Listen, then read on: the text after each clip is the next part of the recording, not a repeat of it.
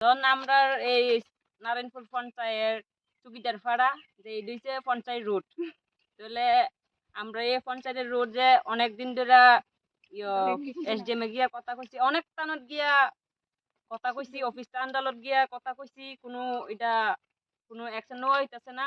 যে পোলা হয় না স্কুলে যাইতে কষ্ট, যে বাজারে যাইতে কষ্ট হইতেছে, আমরা হাঁটতেই কষ্ট।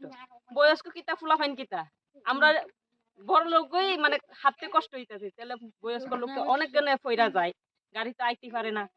বাজার থেকে আইতে গেলে গাড়ি একটা আইতে গেলে গাড়ি চুকিতে পারা যাবে নি, না পারতাম না, রাস্তা নষ্ট। তাহলে এই রাস্তা নষ্টের মধ্যে গাড়িও আয় নাতে আমরা খুব অসুবিধাতে আছি। যে এই রোডের লগে এই রোডের লাগিয়া যে ব্যবস্থা করা হোক, যে রোডটা ঠিক করানোর জন্য, না হলে আমরা আন্দোলন করতে বাধ্য হইব। 1-1.5 কিলোমিটার হইব।